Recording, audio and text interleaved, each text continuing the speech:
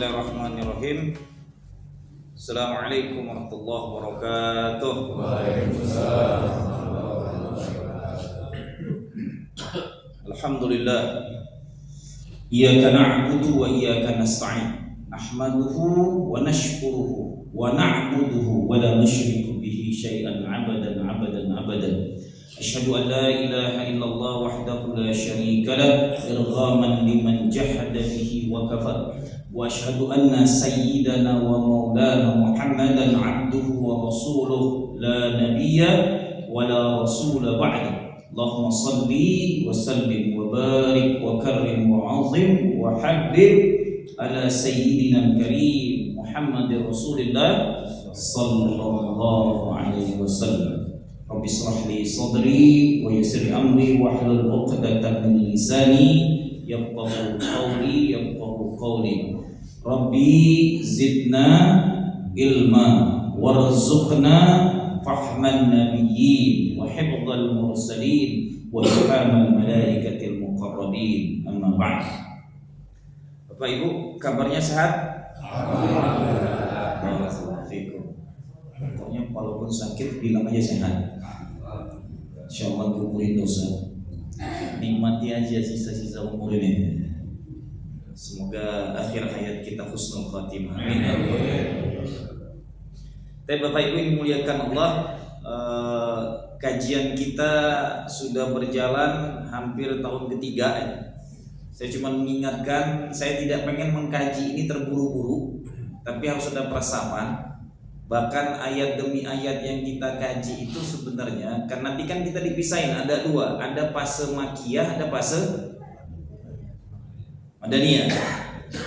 Surat Al-Kahfi itu fase makiyah, dan itu dalam kondisi terpepet banget diturunkan ayat itu, biar jadi kekuatan.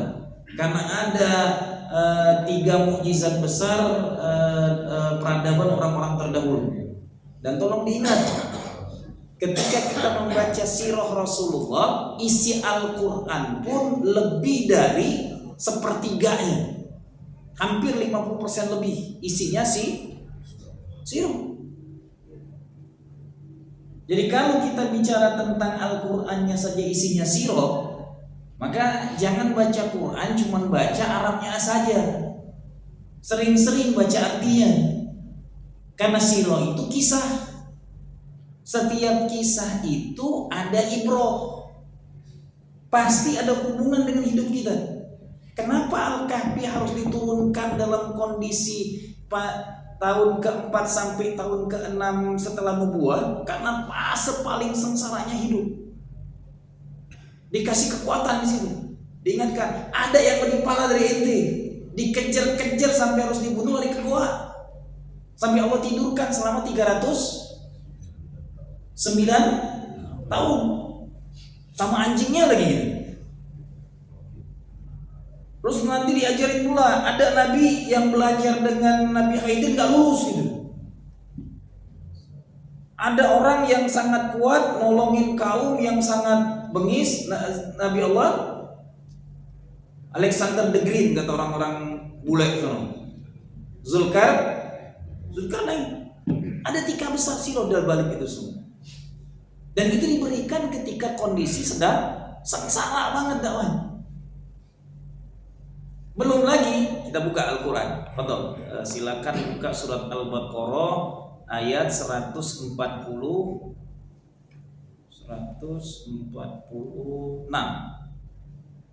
Yang punya Qurannya silakan dibuka, yang di HP. Ini nyentil ana dan antum semua. A'udzubillahi as-sami'il 'alim minasyaitonir rajim. Alladzina atainahumul kitab ya'rifunahu kama ya'rifuna abna'ahum wa inna fariqan minhum la yaktumunal haqqa wa hum ya'lamun. Ayat ini ngingetin kita nih. Alladzina atainahumul kitab, orang-orang Yahudi dan Nasrani yang diberikan Allah kitab, ya'rifunahu kama ya'rifuna abna'ahum, mereka sangat mengenal punya kepada baginda mulia Rasulullah sallallahu alaihi wasallam.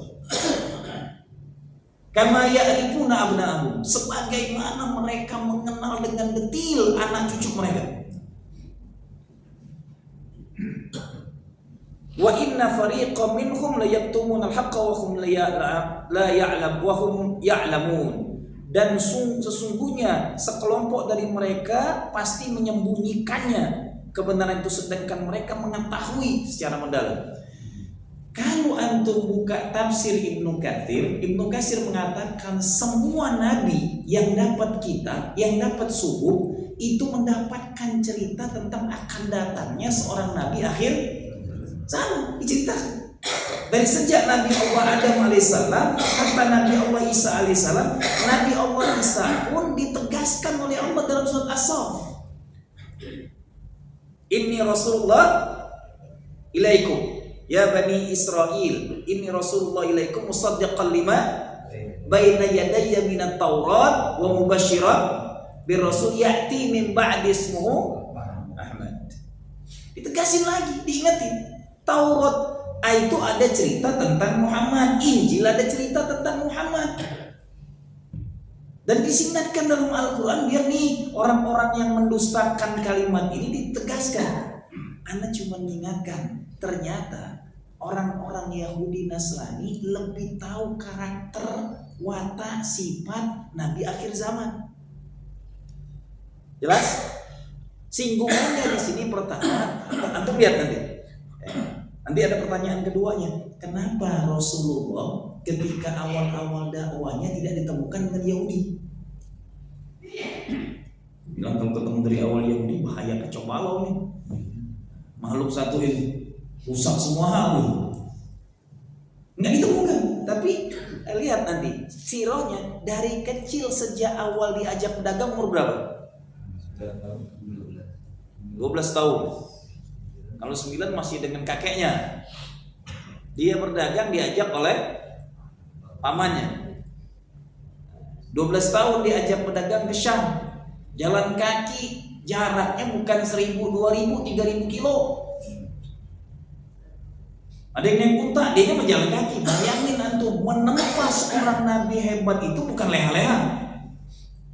Gembala kambing. Anak kita sekarang kambing aja gak tahu.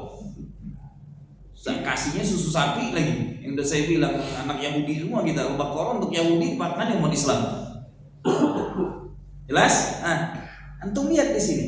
Orang-orang Yahudi Nasrani lebih tahu tentang, mereka kenal Rasulullah itu sebagaimana mereka kenal anak cucu mereka. Afwan, antum punya anak cucu kan? Bagaimana kita kenal anak cucu kita? Wataknya, sifatnya, tanggal lahirnya, kehidupan hariannya, semuanya sampai mendalam secara batinnya. Tahu semuanya, jawabannya pun tahu. Yang satu ini wataknya gini, punya anak 3 masing-masing wataknya. Benar? Ada yang baik banget, ada yang jahil, na'udzubillah, ada yang bandelnya kebangetan, sudah paling disayang masih pekat gitu. Ada gak? Ada kayak gitulah anak. Ya Allah, kesel banget gua. Itu ujian ente, nikmatin aja. Anak kan yang sama gitu. Nah, Allah ingetin, Bani ini yang terdahulu tahu dia. Makanya cuma nanya ke antum, bayangin orang-orang terdahulu kenal Rasulullah itu sampai mendetil. Artinya ketika ketemu pendeta di Syam, siapa nama pendetanya? Bukhairah. Itu detil banget tahu. Nggak mungkin satu-satunya makhluk yang duduk di bawah pohon itu cuma Nabi. Dan dia hanya Nabi akhir zaman. Sudah itu apa yang ditanya pertama kali? Suruh buka baju. Mungkin nggak suruh buka baju kalau dia nggak kenal cirinya? Hah? Jelas? Maka Anda cuma ngingetin antum semua. Kalau kita umat Muhammad tidak mengenal Rasulullah lebih hebat daripada mengenal anak-anak kita, kita malu dengan Yahudi dan Nasrani. Kenal doang mereka. Kita bukan lagi kenal, ngamali di semua amalan Rasul. Cum yang punya buku sirah di rumahnya. Mulai diam. Cum. Teboga. Tegaduh. Waduh, gimana mau kenal Rasul tadi? Al-Quran aja bingung. Kalau antum nggak punya bika sirah, bagaimana akan mengenal kedalaman Rasul? Cuman ceramah Ustadz tiap sebulan sekali cukup. Nggak bisa, dia harus dikaji terus, dibaca terus, didalami terus, agar kenalnya itu mendalam banget dengan makhluk satu ini. Karena singgungannya nyindir, ini ayat ini sindiran untuk anak dengan antum. Hei muslim, orang-orang ahli kitab sebelum ente kenal dengan Rasulullah itu sebagaimana mereka kenal seperti anak cucu mereka. Ngenalnya ke watak-watak paling detilnya, cirinya, sifatnya, tingkahnya. Kalau dia bukan nabi gak mungkin hidup di pohon itu. Kalau dia bukan nabi gak mungkin jalannya diawanin oleh awan, gak kepanasan. Mereka tahu semua Tetapi hebatnya lagi, pertemuan Rasulullah sebelum jadi nabi dan sebelum hijrah ke Madinah hanya ditemukan dengan orang-orang Nasrani. Bahkan paman Rasulullah sendiri seorang Nasrani yang bernama Waraqah bin Nawfal, paman Sayyidatul Khadijah, dan Nasrani itu bahkan nulis kitab Injil yang benar gitu. Kalau kita sekarang nyatakan Injil Barnabas, salah satu murid dari 12 murid paling soleh Barnabas itu. Tahu-tahu ada sekarang 4 kitab Nasrani, Lukas, Matius, nggak tahu masuk tak 12 orang.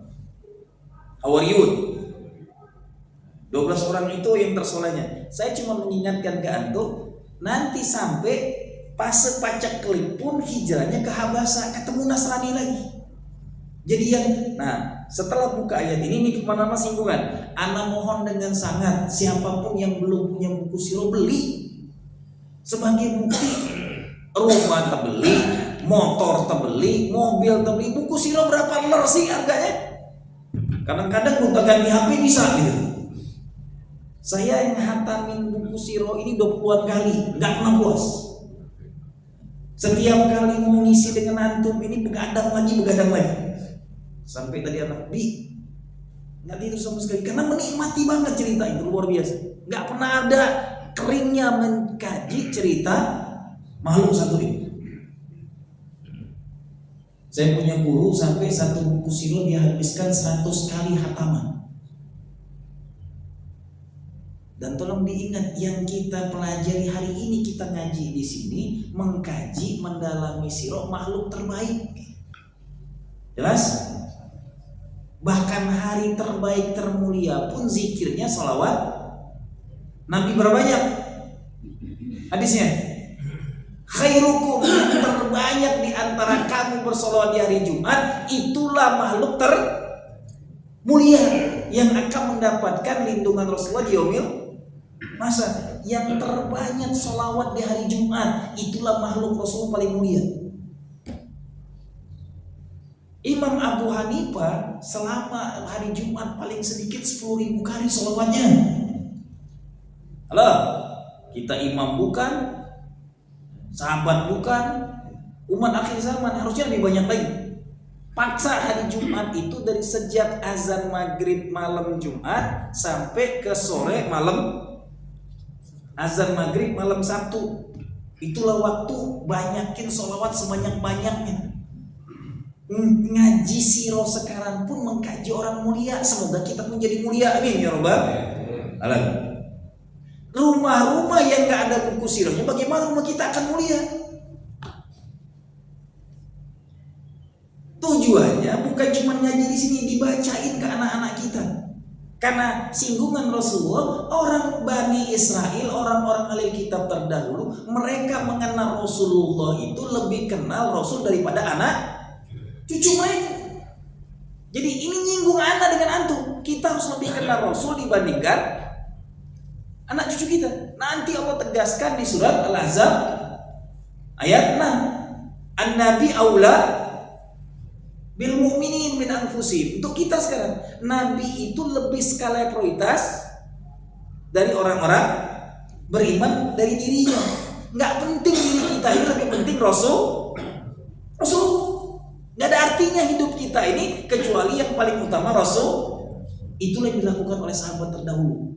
Lebih baik dia mati untuk Rasulullah, ngelindungin Rasulullah. Lihat ketika perang Uhud. Kalau tidak ada tameng seorang yang sampai 90 tusukan pedang, Thalha bin Ubaidillah, tutupinya habis-habisan, tapi nggak mati di situ. Habis badannya. Yang kena cuma satu aja ke gigi Rasulullah, satu panah yang melesat. Selebihnya dilindungi oleh para sahabat. Saking mereka kenal tubuh Rasulullah itu lebih mulia daripada dunia seisinya. Nah, ini singgungan pertama. Nanti di sini untuk kita semua mohon dengan sangat yang belum punya buku sirah, tolong dengan sangat dibeli. Dan wariskan, wasiatkan kepada anak-anak kita di rumahnya harus punya buku sirah. Dan saya bukan jualan buku sirahnya, bukan. Patutlah umum dimanapun. Tapi di rumah harus ada. Minimal di rumah tuh Quran itu tafsir, harus ada tafsirnya. Buku sirah dengan hadis, sudah itu aja. Buku lain mau terserah. Ini yang minimal. Dalam surat selanjutnya, nah ini baru singgungan paling parahnya nanti di surat Al-Maidah ayat 81. Baru sindiran kaum yang paling bengis setelah tadi mereka kenal dengan Rasulullah. La tajidanna asaddan nas adawatan lil ladzina amanu al-yahud wal ladzina asyraku. Wa la tajidanna aqrabahum mawaddatan lil ladzina amanu qalu inna nasara. Dzalika bi annahum qissisina war rahban wa annahum la yastakbirun. Sirah kedua ini, ayat ini surat Al-Maidah ayat 81 ngingetin anak dengan antum. Tidak ada latajidanna asaddanna. Sungguh pasti ada kaum yang sangat amat membenci asadun nas, adawatan lil ladzina amanu. Sesadis-sadisnya benci kepada orang beriman. Lihat di sini ayat ini ngingetin anak dengan antum, tidak akan temukan, pasti akan kamu temukan makhluk yang sangat amat benci dengan orang beriman. Apa itu mereka? Alladzina yahudu wal ladzina asyrak. Dua generasi orang Yahudi dengan orang-orang musyrik.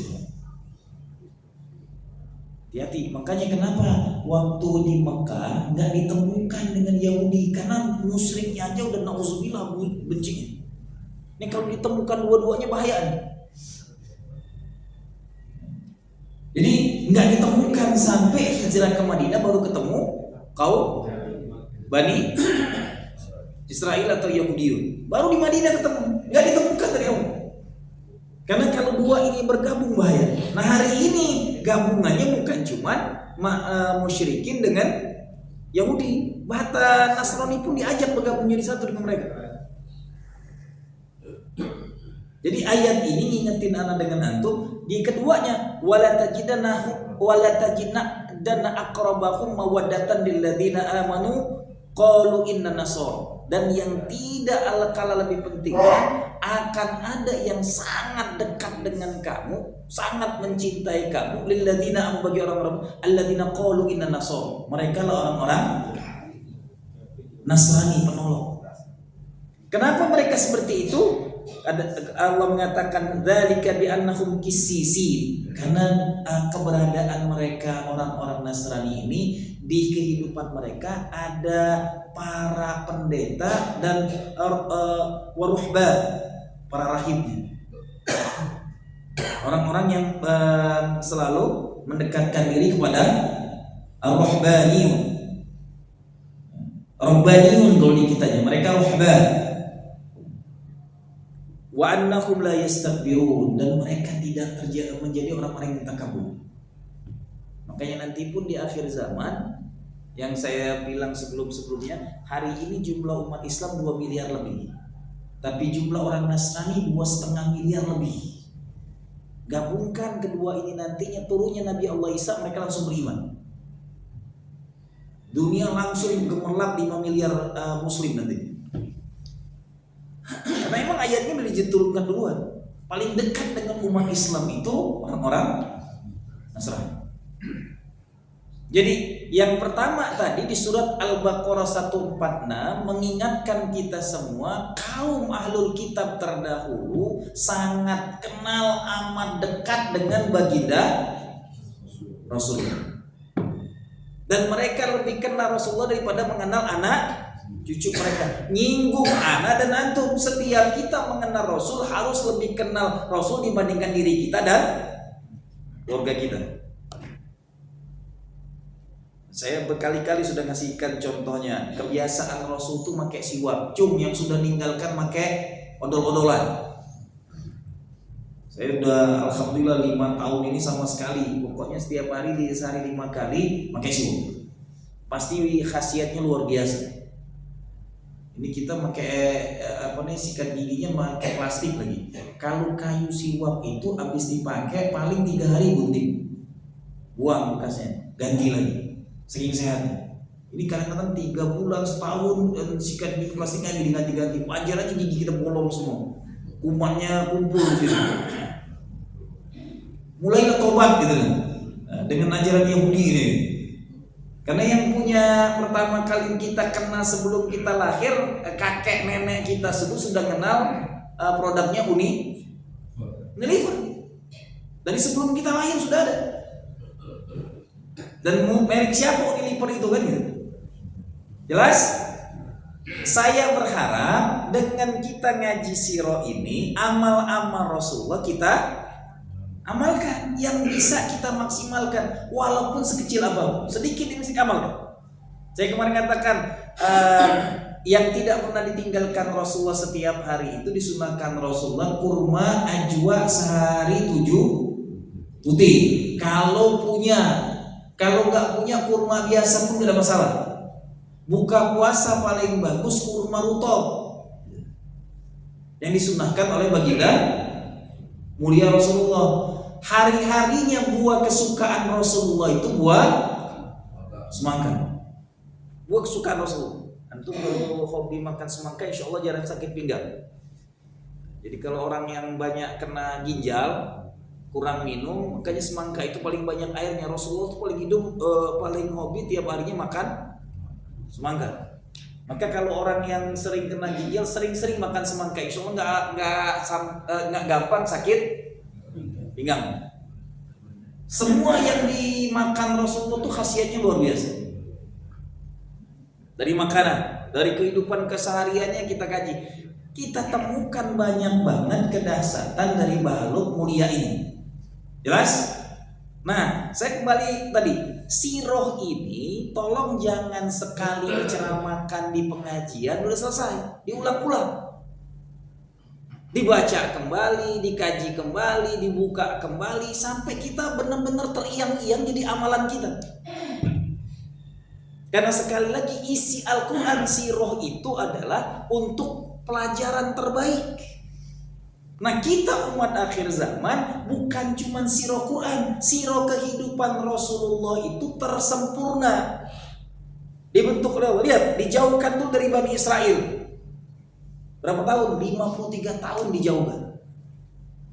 Ketemu dengan Bani Israel nanti di Madinah dengan apa?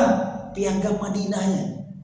Piagam Madinah itu antum perlu tahu, piagam itu piagam yang tidak ada siapapun tinggal di kota Madinah yang dizolimi. Perjanjian piagam itu siapapun beragama apapun mengayomi aturan agama mereka masing-masing. Luar biasanya piagam Madinah itu.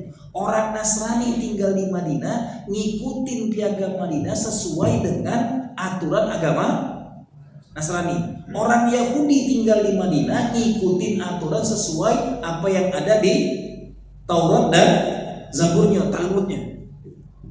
Orang musyrikin yang tinggal di Madinah yang tidak beragama ikutin aturan nenek moyang mereka, diambil oleh Rasulullah semua berkasnya. Dan yang melanggar aturan itu baru diperangi. Dan pelanggar pertama aturan piagam Madinah adalah Bani Israil. Saking luar biasa sistem Islam. Begitu indahnya sistem yang dibangun oleh baginda Rasulullah SAW. Cuman sebelum terjadi semua keindahan di Madinah, pahitnya, pacekliknya, sengsaranya, deritanya, itu na'udzubillah min dzalik. Saya bacanya berulang-ulang, ya Rahman ya Rahim ya Karim gitu. Saya simpulkan lagi, tadi saya baca detil lagi. Ini salah satu bengisnya orang-orang musyrikin itu yang diingatkan tadi. Lihat, la tajidanna asaddan nas. Tidaklah kamu akan mendapatkan orang yang sangat bengis bencinya kepada orang-orang beriman. Itu orang-orang Yahudi dan orang-orang musyrik. Nah, bengisnya orang-orang musyrik itu sangat ulet dan gak ada matinya untuk melakukan segala cara memusuhi, menghilangkan, menghapuskan Islam dan tokoh-tokohnya dari Jazirah Arab ketika itu. Bahkan luar biasanya di sini dikajikan, bahkan dengan rapinya mereka membuat organisasi. Jadi bukan cuman memusuhi aja. Ketua organisasi yang dibuat itu ternyata paman Rasulullah. Di sini saya terkejut ketika membacanya, mengulanginya lagi. Saya sebutkan di sini.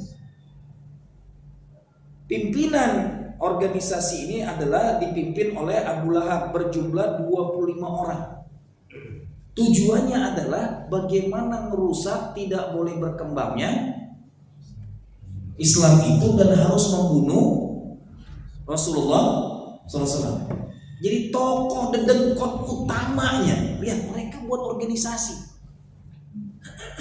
untuk bunuh, untuk ngerjain Rasulullah itu. 25 tokoh besar Quraisy membuat organisasi untuk memusuhi Rasulullah, dan tidak ada secuil pun dan membuat strategi yang sangat-sangat rinci dan detil, terkonsep dengan rapi, serta tahu siapapun yang masuk Islam dan bagaimana mereka memperlakukan orang-orang yang masuk Islam disesuaikan dengan status sosialnya masing-masing.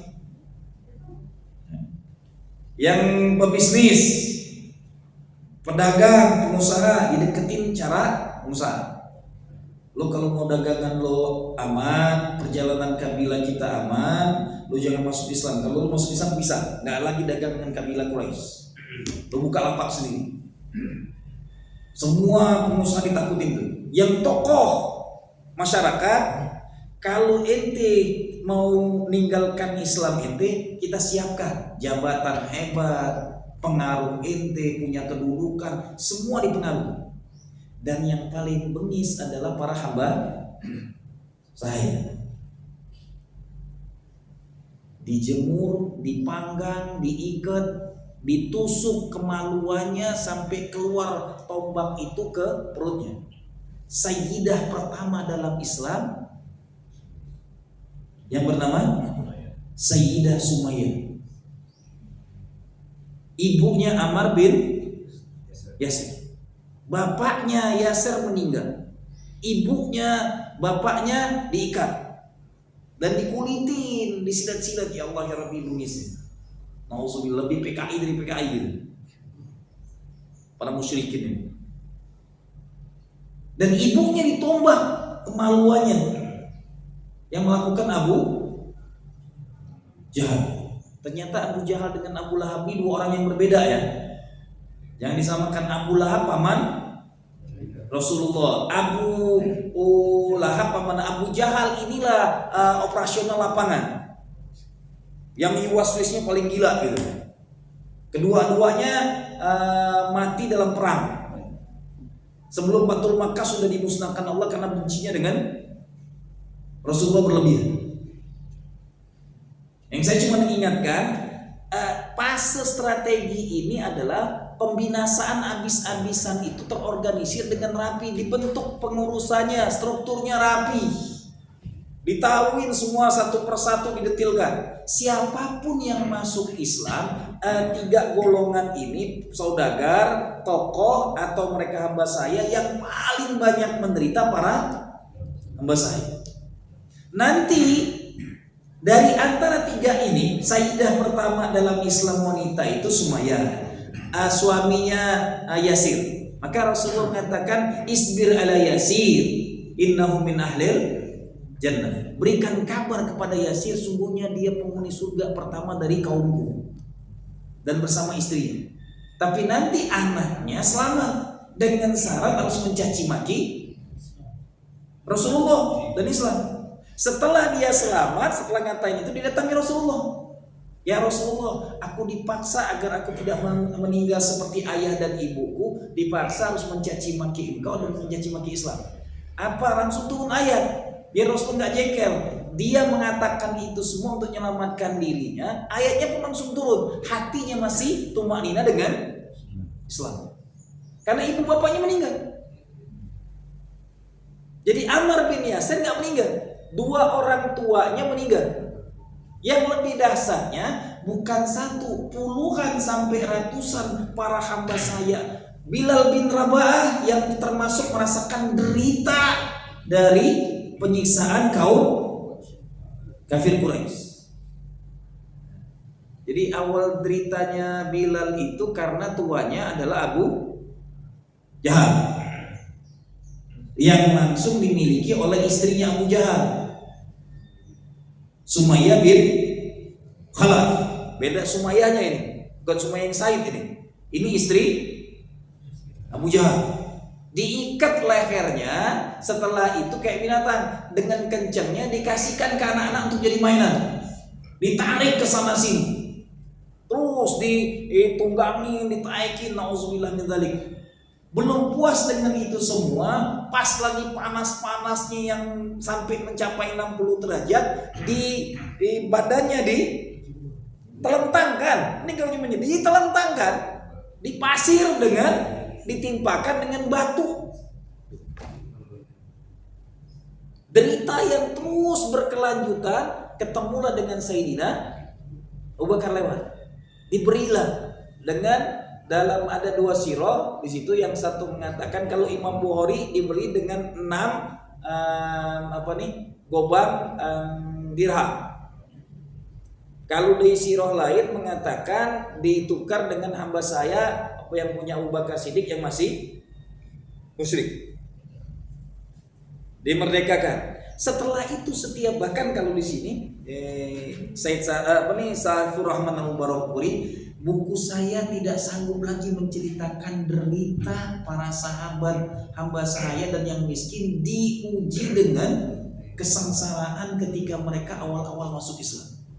Sampai dia ngomong situ, saya nggak sanggup menceritakannya. Kesimpulannya, sangat banyaknya para sahabat as-sabiqunal awalun yang secara ekonomi mereka tertindas, ditindas habis-habisan. Tapi ujungnya setelah mereka tertindas itu, yang memerdekakan para hamba saya ini adalah Sayyidina Abu Bakar Siddiq radhiyallahu anhu. Jadi catat Bapak Ibu, tolong diingat, Abu Bakar Siddiq itu bukan cuma infaknya paling hebat, tapi sejarah peradaban dunia pertama di muka bumi. Tolong diingat, peradaban pertama waktu itu belum dikenal membebaskan perbudakan. Abu Bakar Siddiq. Jadi makanya kalau dikatakan tahun 1908 sekian orang-orang Eropa membebaskan perbudakan, bullshit gitu. Malah di negeri manapun mereka memperbudak. Bahkan pembunuhan paling sadis itu adalah dilakukan oleh orang-orang Eropa dengan penjajahan. Bahkan yang paling bengis itu ketika mereka buat negara. Jadi bedanya gini, tolong diingat. Ketika Islam datang ke muka bumi ini dengan ekspansinya, membebaskan huriyah, setiap negeri itu dibebaskan dan mereka otonom ngelola asetnya masing-masing. Tapi ketika Eropa berkuasa, mereka membuat jinsnya, kaumnya di setiap benua. Ini biadabnya orang Eropa nih. Paham antum? Ketika dia ekspansi ke Amerika, membunuh orang-orang India, jutaan yang dibunuh gitu. Ekspansi ke benua Amerika, ekspansi ke benua Afrika, jadilah negara Afrika Selatan, orang-orang hitam dibunuhin jutaan. Ekspansi ke Asia, ini jenisnya sama, orang Eropa semua, orang Papua Nugini Yang kulit hitam juga dibantainya bukan sedikit. Dalam sirah dicatat di sana hampir 5 juta orang Papua dibunuh itu untuk membuat negara mereka. Hebatnya orang-orang Eropa ini, ketika mereka berkuasa setiap benua, mereka membuat komunitas mereka sendiri dan menguasai wilayah itu menjadi wilayah mereka. Maka untuk ketemu di Eropa mereka udah berkuasa, buat kekuasaan mereka orang-orang Eropa lain ke Amerika, ke Afrika, ke Asia, adanya di tetangga kita ini. Maka hari ini ketakutan Indonesia beli kapal induk, wah stres dia, bahaya ini negara besar satu ini. Ini hebatnya Prabowo, semoga Allah istiqomahkan dia, amin. Baru mau beli aja udah ketakutan orang. Karena emang cara mereka dulu, ini yang harus diingat, Rasulullah mengirim para tentara terbaik ke muka bumi tidak dengan penjajahan, tapi membebaskan negara-negara itu menjadi negara otonom. Jelas? Bahkan sebagian besar negara-negara yang dibebaskan itu malah pernah jadi pusat ibu kota pemerintahan Islam. Jelas? Setelah hampir 30-60 tahun pemerintahan itu ada di Mekah dan Madinah, oleh Bani Umayyah dipindahkan ke Bani Umayyah ke Kufah. Nanti Baghdad oleh Abbasiyah. Abbasiyah pindah ke Baghdad. Nanti hijrah lagi. Pernah khilafah itu ada di Mesir. Itulah di zaman Fatih. Mia, pernah juga khilafah Islam itu ibu kota besarnya ada di India. Itulah yang terkenal dengan masjidnya Taj Mahal. Kekhalifahan udah pernah sampai ke India. Terakhir kekhalifahan itu adalah suku tukang perang yang berkuasa paling lama. Itulah Turki Utsmani. Kerjanya perang terus sebenarnya dulu. Awalnya dikasih oleh kekhalifahan Abbasiyah itu menjaga perbatasan. Ternyata karena dikasih perintah jaga perbatasan makin luas, ujung-ujungnya mereka lah khalifah terlama memimpin kehidupan Islam. Dan mereka tidak ada satupun di antara mereka keturunan dari nasab Arabi. Asli mereka orang Turk. Turk ini yang tantan ini, Turkistan, Tajikistan, Turkmenistan, Afghanistan, yang tantan ini jins mereka. Wajahnya putih, mata sipit, hidung mancung. Nah, ini kerjanya, makanya hancurnya Islam Baghdad pun oleh orang Turk juga. Orang Mongol sama jenisnya dengan orang yang berkuasa akhir zaman gitu. Makanya ketika nanti ketemu dengan orang Turki, orang Mongol ini binasa semua. Karena sama-sama penakluk ini.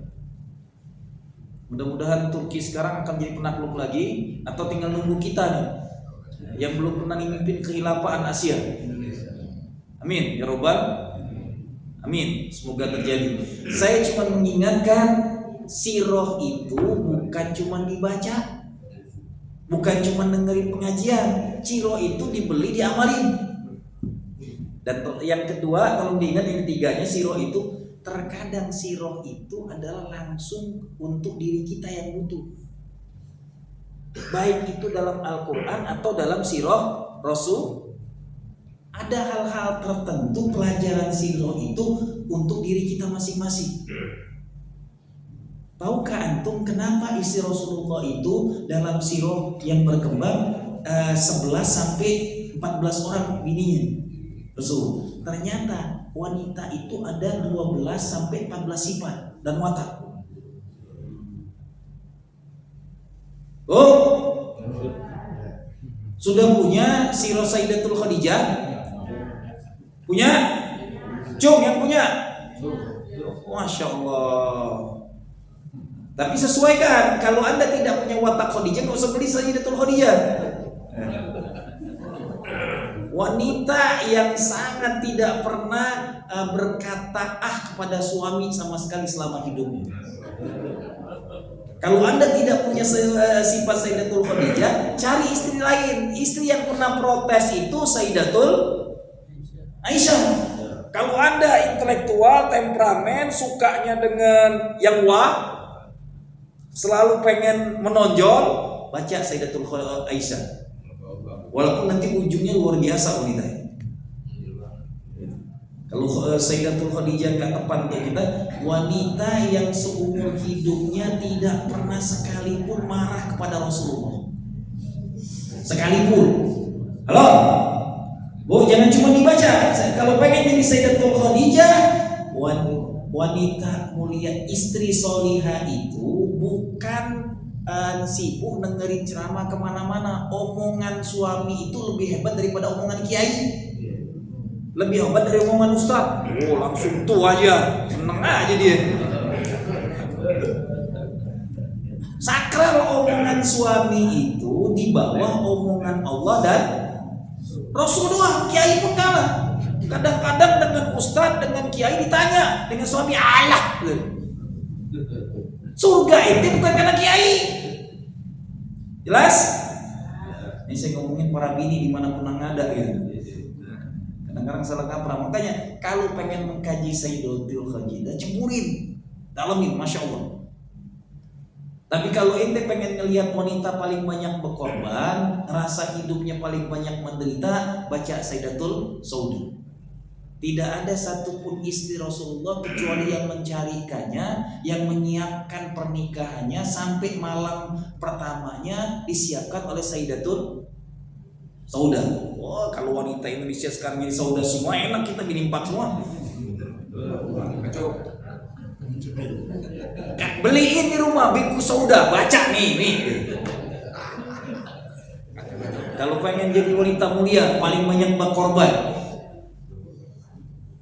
Tidak ada satupun, bahkan nanti ketika dia sudah tua dan tidak sanggup lagi melayan Rasulullah, malam-malam indah yang harus dia bersama Rasulullah diberikannya kepada wanita termuda, tercantik, terindah, Humairah, kepada Sayyidatul Aisyah. Ini bini pertama berani nikah, neraka jahanam duluan dia ngomong gitu. Nauzubillah min. Mulai kalau udah merempet-merempet bapak-bapaknya ketawa, yang tadinya tidur pun melek deh. Kalau sudah urusan itu, cuman eksekusinya kagak berani gitu. Jelas? Saya kembalikan ke perkara sini. Maka saya cuma menyatakan yang ibu-ibu jangan banyak baca sirah tentang Rasulnya. Yang dibaca oleh ibu-ibu para istri Rasulnya. Kalau bisa pengajian di sini selesaikan kitab sirah istri-istri Rasul. Gak penting gaji, hebatnya tahajud. Gak penting, gak nyebabin ada masuk surga tahajud banyak-banyak wanita. Tapi sekali dipanggil oleh suami, diajak hubungan langsung datang, langsung malam itu meninggal, surga langsung selesai deh. Dongkol terserah, yang penting melayani surga langsung.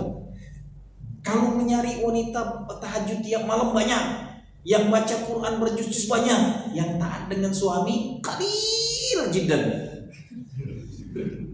Qalil jiddan lagi. Semoga di sini banyak, amin. Ya Rabbal Alamin.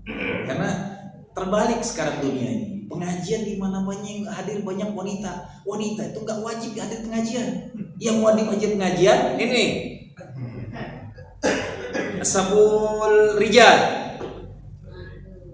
Yang wajib datang ke pengajian rutin setiap ada pengajian kemana itu bukan oleh ibu-ibu yang ibu-ibu kemana-mana jadi ibu-ibu sosmed. Cekrek sana, cekrek ketemu ustadz ini ya berfoto dia. Bini siapa ini? Jelas? Yang harus ikut taklim, ikut ilmu, banyakin ilmunya terus para suami gitu. Jangan, nih tuh pengajian pergi, bini yang disuruh. Ente yang kudu terus sama ilmu. Ini kalau buku ini nggak hatam ente dalam setahun sekali hataman, kebangetan ente dengan Rasul. Karena ini penting banget.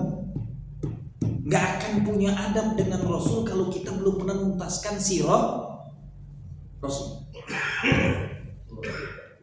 Karena luar biasa. Saya sampai bayangin Allah ciptakan makhluk ini masya Allah ideal. Dibentuknya sangat unik. Bayangin kalian tuh, ketika dia ditindas, dizolimin seperti itu, hanya doa yang dilakukan dan setiap doanya itu mustajab. Bertahun-tahun selama 13 tahun pengen bunuh Rasul gak pernah bisa terjadi. Setiap hari otak-otak kaum kafir Quraisy itu adalah cuman otaknya bunuh Rasulullah. Tapi nggak pernah terjadi. Sampai nanti ujungnya ketika anaknya Fatimah menangis habis-habisan, tenang wahai anakku. Kalau emang Allah berharap aku mati sudah lama dicabut oleh Allah. Yang menjagaku langsung Allah Subhanahu wa ta'ala. Tapi nanti sisi-sisi lainnya, agar sirah itu tidak langsung ngerobanin semua, nggak dibaca, maka dibuat sisi manusianya. Kenapa? Harusnya Rasulullah untuk hijrah ke Madinah tuh nggak usah repot-repot, harus jalan kaki. Lah buktinya ke Sidratul Muntaha aja langsung naik buruk selesai. Jelas? Tapi ngapa ketika hijrahnya dramatis banget? Ada sisi untuk pelajaran hidup kita. Makanya dibuatlah sirah itu mendetil banget. Setiap sirah itu ada bagian yang setiap kita akan ngambil ibrohnya. Jelas? Ada ujian-ujian, setiap kita itu pasti punya ujian. Gak mungkin gak? Balik lagi, ada makhluk ujiannya lebih parah dari ente. Begitulah indahnya sirah dibuat oleh Allah. Nah, ujian terberat itu saya ulang berkali-kali, tolong dibaca. Tahun ke-4 sampai tahun ke-10 itu ujian terberat kehidupan Rasulullah dan para sahabatnya. Pengikutnya pun paling sedikit. Fase taksis ini paling berat. Pengikutnya pun paling sedikit. Deritanya pun paling bengis. Nauzubillah min dzalik. Jadi kalau sampai ada sekarang mengatakan derita yang dirasakan oleh sahabat Rasulullah itu, itulah yang sekarang dirasakan dengan Ahlul Gaza, mungkin iya. Jadi kalau mereka sudah merasakan deritanya para sahabat, mulialah Ahlul Gaza. Kalau pengen masuk surga yang termulia sebagaimana Sumayyah dengan Yasir, deritanya antum bayangin, suaminya disilet-silet sambil digantung, istrinya ditombak. Dari kemaluan lagi nombaknya, iblisnya kafir Quraisy itu. Nauzubillah min dzalik. Begitu dahsyatnya deritanya gitu. Dan itu berlangsung bukan sehari dua hari, bertahun-tahun. Ketika sudah nggak tahan disuruh hijrah, hijrahnya ke kampung orang-orang Nasrani. Gitu. Nanti ketika mereka kumpul lagi, buat kesepakatan tahun ke-6 Hijriah. Itu yang luar biasa. Ketika mereka makin bulat, makin besar, mengajak kabilah untuk menyepakati membunuh Rasulullah dengan strategi paling gitu, didatanginya Abu Thalib duluan. Tidak deal dengan Abu Thalib, mereka buat siasat. Cara Allahnya luar biasa. Ketika mereka lagi sibuk-sibuk pengen bunuh Muhammad, dimunculkan dua tokoh hebat Quraisy masuk Islam. Nih, makanya di tiap derita yang parah Allah berikan reward yang indah. Sirah ini luar biasa ya. Makanya kalau dikaji, Masya Allah, setiap kita mendapatkan ujian paling sengsara, nanti ada kenikmatan paling indah. Agar orang kafirnya nggak fokus pengen bunuh Rasulullah, dimunculkan dua tokoh hebat Quraisy yang dikenal dengan ahli perang dua-duanya, yang nanti ketika dia dalam Islam akan dijadikan oleh Allah di singa padang pasir. Ialah Sayyidah Hamzah radhiyallahu anhu. Syahidnya di Rasulullah tidak pernah menangis melebihi menangisnya syahidnya pamannya Sayyidina Hamzah, sampai kucuran air matanya itu deras banget ketika pamannya meninggal di Uhud. Masuk Islamnya Hamzah bergetar karena Quraisy. Selesai Hamzah masuk Islam 3 bulan, datang yang lebih sadis lagi, manusia paling temperamen. Umar itu bengisnya setiap hamba saya masuk Islam dari nasabnya itu disiksa oleh dia.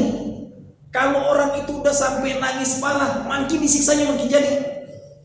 Jadi kalau kau udah sempoyongan, maka aku berharap kau mati. Saking bengisnya Umar menyiksain para hamba saya. Bukan cuma hamba saya, adiknya sendiri dengan iparnya sendiri ketika dia tahu masuk Islam dijoktosin. Pecah hidungnya, berdarah gitu. Tapi asbab jotos adik dan iparnya itulah dia dapat Setelah menjotos adiknya tadi, Umar ini dengan menjotos itu, disitulah Allah membalikkan tadi. Tapi sebelum itu terjadi, jangan lupakan bukan asbab adiknya, bukan asbab menjotos iparnya, tapi doa mulia baginda Rasulullah. Allahumma azul Islam bi Umarain, imma Abu Umar, imma Umar bin atau Abu Umar siapa? Abu Jahal. Bukan Abu Lahab, Abu Jahal. Yang didoakan Rasulullah itu, ya Allah muliakan agamamu ini dengan dua orang yang kau pilihkan salah satu di antaranya. Apakah Umar bin Khattab atau Abu Jahal? Yang Allah berikan Umar bin Khattab. Karena ternyata saya baca sirahnya, Umar bin Khattab tidak pernah berniat membunuh Rasulullah. Yang dizoliminya cuma umatnya. Kalau Abu Jahal itu bengis banget, Rasulullah sholat saja ditaburinya kotoran unta. Makanya nggak mungkin dikasih oleh Allah yang kayak gitu. Antum lihat nanti kenapa nanti Abu Sufyan tahun ke-7 Hijriah masuk Islam, di antara bengisnya tokoh-tokoh kafir Quraisy, Abu Sufyan ini yang paling lembut dari 25 tokoh itu. Tapi semua tokoh yang bengis-bengis matinya sebelum Fathul Makkah. Hati-hati nih yang bengis-bengis dengan Islam ini, matinya sengsara nanti. Jadi ini sirah ini bukan untuk dibaca, ibroh setiap kita akan dapat ujian. Kita baca banyak sirah ini, Allah kenapa enggak membuat sirah ini langsung jadi aja Rasulullah SAW? Enggak, ada yang enggak masuk akalnya adalah sirah Isra wal Mi'rajnya. Kenapa terjadi Isra wal Mi'raj? Nah itu lebih dasar lagi nanti kita kupaskan. Ini udah seenaknya sekarang ini subuhnya lumayan cepat banget gitu. Jadi kita bisa panjang dikit, walaupun udah gelisah. Mulai tambah lagi kalau udah ngeliat makanan di depan itu. Jelas? Ada pertanyaan? Ada. Silakan. Suatu masalah kasih Allah. Siapa yang paling tahu? Nabi Yusuf atau Rasulullah? Kita pertama. Yang kedua, siapa tadi yang cerita apakah Muhammad adalah atau Isa adalah atau Ibrahim adalah atau Mazhab atau Khadijah adalah yang pertama kali masuk surga atau ada yang lain masuk surga. Yang pertama terkait siapa lebih ganteng antara Rasulullah dengan Nabi Allah Yusuf alaihissalam. Separuh kegantengan Nabi Allah Yusuf itulah dibagikan ke muka bumi. Separuhnya. Jadi kalau gantengnya Nabi Allah Yusuf itu 50%, kegantengan Rasulullah itu 100%. Cuman Rasul tidak mendapatkan fitnah dari gantengannya. Sama, makhluk yang kekuasaannya paling hebat itu Nabi Allah Sulaiman. Tapi Nabi Allah Sulaiman tidak diberikan Allah kekuasaan jadi khalifah seluruh alam. Jelas? Hebat Sulaiman di kuncinya. Kuncinya apa? Ya Allah, jangan berikan kekuasaan kerajaan ini kepada siapapun hambamu min ba'di setelah. Rasul nggak memintanya. Rasul tidak bisa bicara sama hewan-hewan, memang. Tapi Allah berikan kekhilafaan Rasulullah seantero alam. Jadi semua nabi yang punya kelebihan nanti disempurnakan dalam pribadi. Kalau Ibnu Hisam, Sirah Ibnu Hisam, Allah tidak akan menciptakan dunia ini kalau tidak karena Muhammad Rasulullah Sallallahu Alaihi Wasallam, karena kekasihnya paling mulia. Tidak ada Muhammad, tidak ada dunia. Itu jawabannya. Jelas? Terkait dengan wanita yang pertama kali akan masuk surga, Sayyidatul Khadijah. Tidak ada yang lebih dulu darinya. Karena satu-satunya wanita di muka bumi yang air matanya netes, air mata makhluk kekasih Allah paling mulia netes di wajahnya. Setelah netes itu kata Allah, maka dia berhak menaungi surga termulia yang tidak ada bandingnya. Hatta hurul ain pun kalah.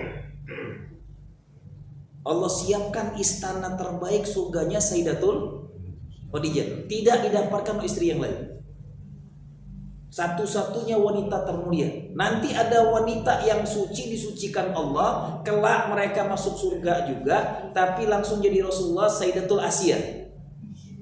Asiyah itu tidak pernah disentuh oleh Firaun. Ya. Asiyah itu tidak disiapkan untuk istri Firaun. Yang berhubungan dengan Asiyah subbihalau, diserupakan. Ada makhluk diserupakan. Tapi Asiyah disucikan oleh Allah. Karena Asiyah disiapkan untuk jadi ibu ngurusin Nabi, bukan untuk Firaun. Jelas? Siapa yang diurus oleh Asiyah?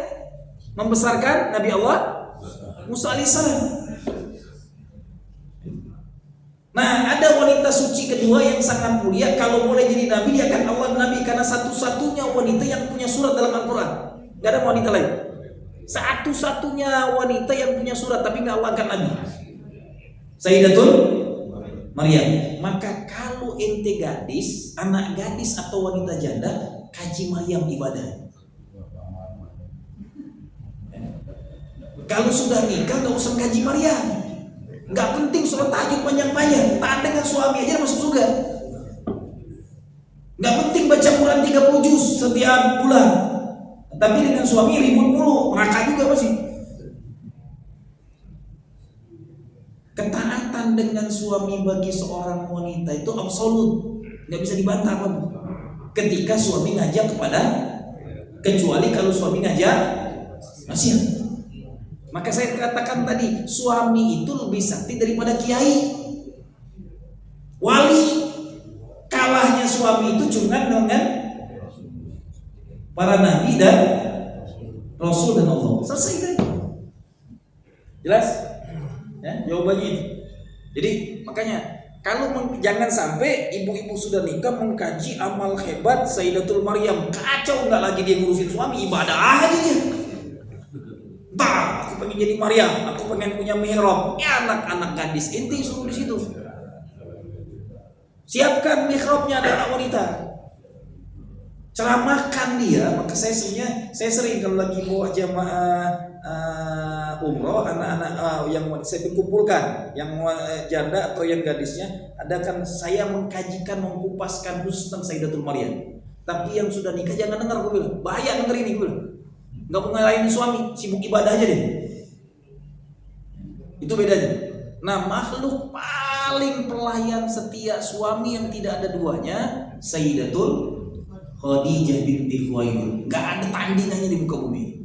Bayangin, seumur hidupnya nikah dengan Rasulullah, dia hidup bersama Rasulullah 25 tahun.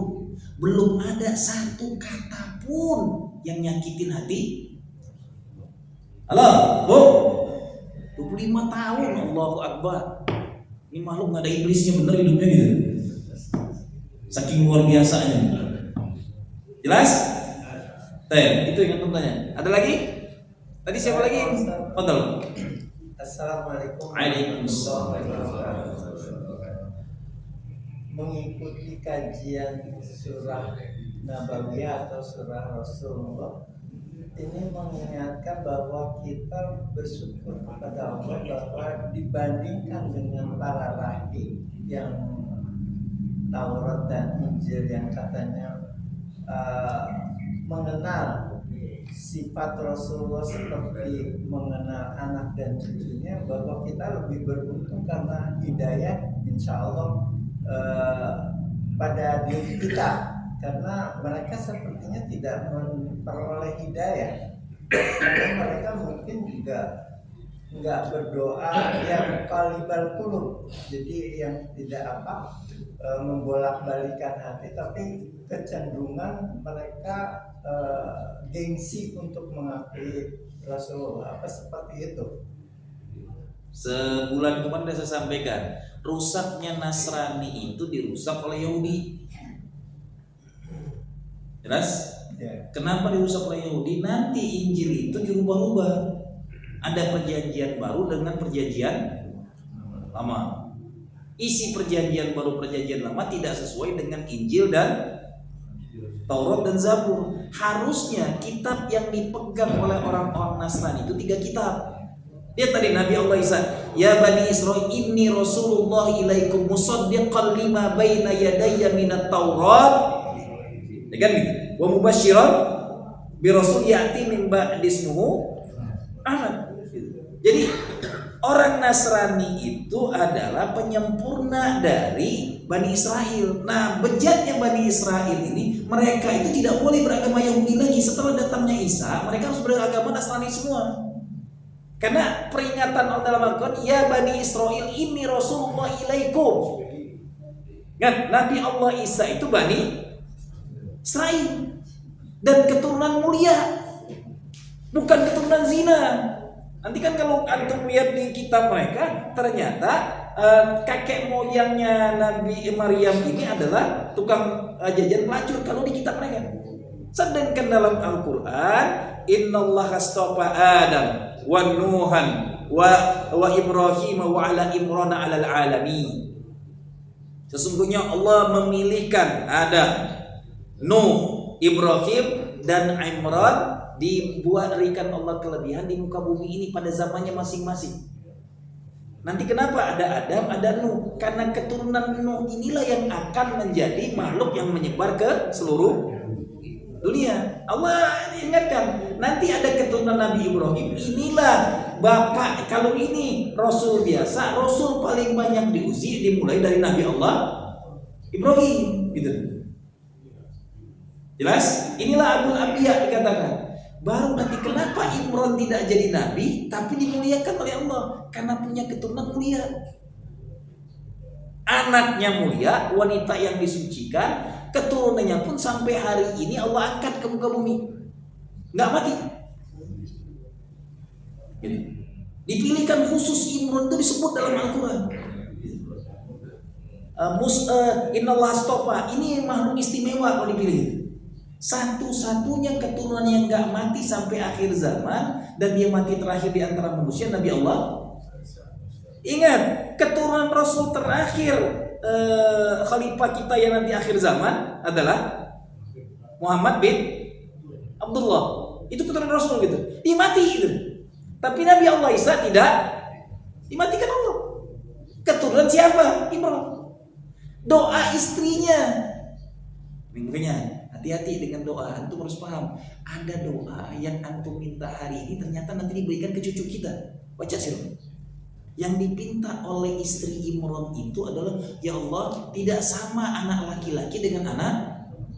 Pas habis melahirkan tuh sakit hati dia, karena kebanggaan dengan anak laki-lakinya. Allah nggak kasih anak laki-laki untuk dia, tapi nanti cucunya dikasihkan. Cucu paling hebat. Doa istri yang soleh tadi mintanya adalah agar anaknya jadi nabi. Nggak dikasih anak, dikasih cucu yang paling luar biasa. Maka minta itu jangan sungguh kok nggak dikasih-kasih. Hari ini mungkin ente nggak dikasih. Ya Allah, berikan aku kekayaan. Ternyata cucu ente yang kaya raya ente. Ya Allah, aku pengen punya rumah di Mekah. Tahu buyut ente nanti punya rumah di sana. Minta aja dulu gitu. Jangan pelit mintanya. Yang gua minta aja nggak dikasih-kasih, tambah lagi minta yang aneh-aneh. Isi Al-Quran tuh banyak nggak masuk akal. Nah, terkait dengan kata antum tadi, kita harus bersyukur. Jelas, satu-satunya umat paling termulia umat baginda Rasulullah SAW. Makanya antum lihat, kalau dia Nasrani setelah masuk Islam itu luar biasa bela agama Islam. Luar biasa. Jarang terjadi orang Yahudi masuk Islam. Karena mereka adalah kebanyakan di doktrin hari ini bangga dengan agama nenek moyangnya sampai detik ini.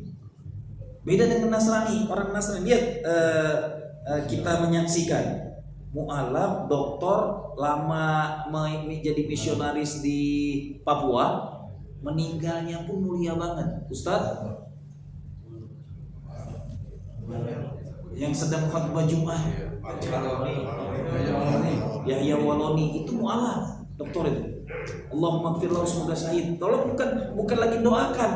Ya, ibu-ibu, doa ibu-ibu tiap hari, ya Allah minta aku meninggal lebih dulu dari suamiku. Itu dia minta. Dan ketika aku dikuburkan suamiku ridho, selesai bila hisab bila azab langsung masuk surga. Itu aja doa wanita, kuncinya itu aja. Pegang omongan saya ini, wanita solihah minta dapat jodoh, dan kalau bisa meninggalnya dulu dari suami. Jangan, ya Allah jangan sampai aku mati dalam biru suami, rugi ente. Berapa banyak janda yang suaminya mati duluan. Satu-satunya wanita yang Rasul masih hidup dia meninggal, saya tolong langsung masuk surga dengan ridho suami. Ini rahasianya.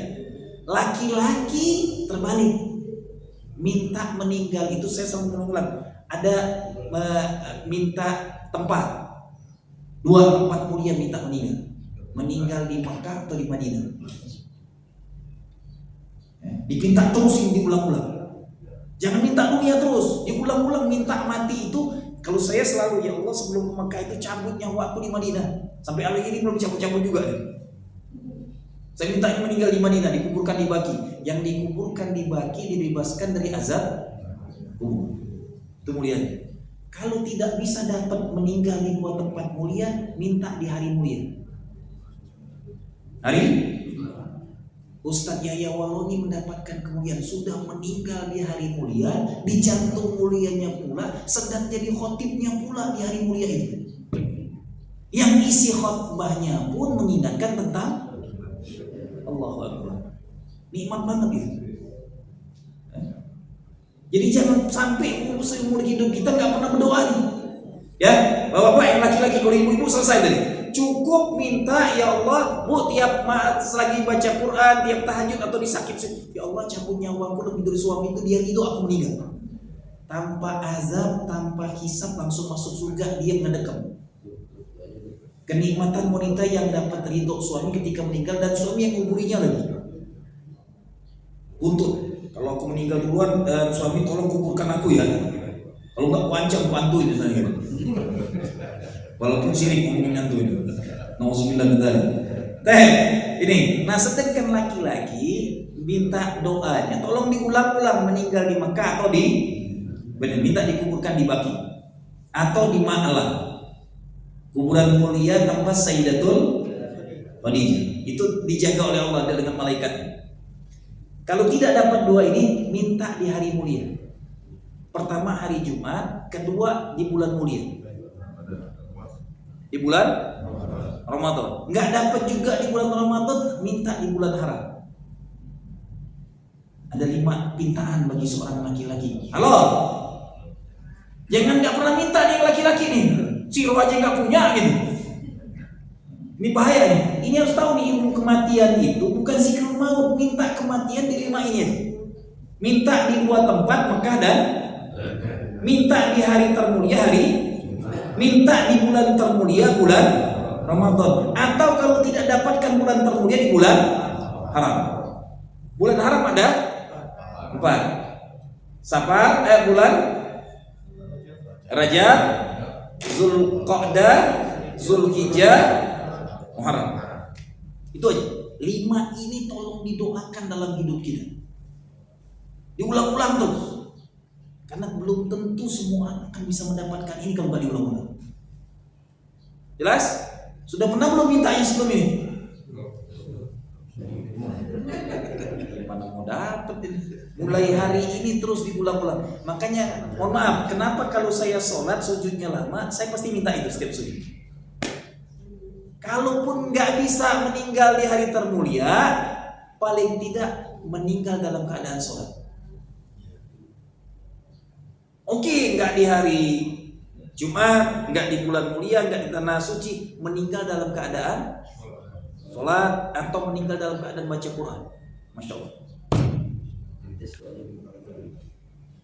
Makanya hati-hati, jangan sampai doanya dunia mulai dipinta. Minta kematian itu disiapkan 20-30 tahun sebelum mati. Jangan di ujung bau tanah baru minta gitu.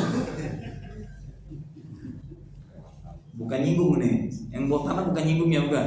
Cuma ingetin kita ada kecerdasan dalam, jangan sampai kalau saya ceramah tentang zikrul maut di sana. Jadi ada ceramah tentang ibu-ibu kematian. Saya bilang ini mati yang paling benar nih. Suaminya ketika itu nangis-nangis, Ustaz saya ridho banget dengan meninggal istri saya, disebutkannya semua kesolehannya. Saya bilang setelah dia ngasih sambutan, habis itu saya ceramah. Mulai hari ini Bapak jangan pernah lagi nyebutin kejelekan dia sekecil apapun. Bapak udah ridho dengan dia. Setelah dengan ridhonya ini dia sudah ada di taman surga. Dosanya udah gak ada lagi. Wanita yang dapat ridho suami sebejat apapun dia langsung masuk, selesai. Asal suaminya dia, walaupun dia pernah berzina, iya, karena dia udah tobat, minta ampun kepada suami. Makanya ridho suami itu lebih sakral daripada ridho orang tua bagi seorang istri. Oh, dengar tuh. Lu sampein ke istri lu sendiri, jangan nyuruh gua.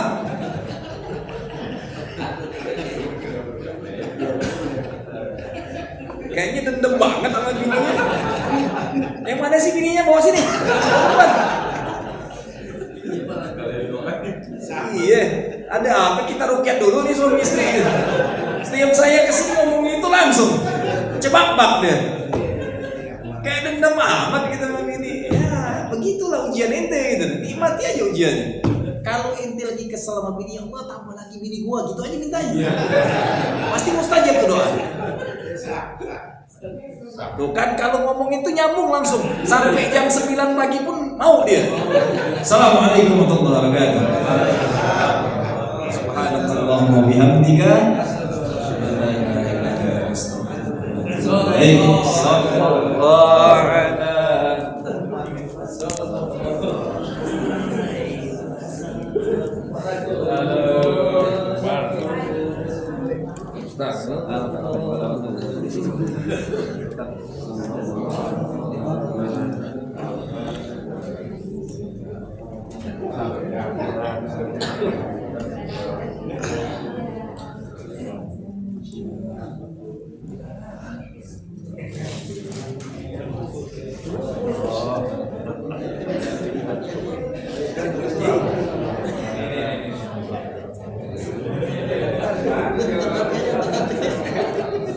Parah aja nih doanya.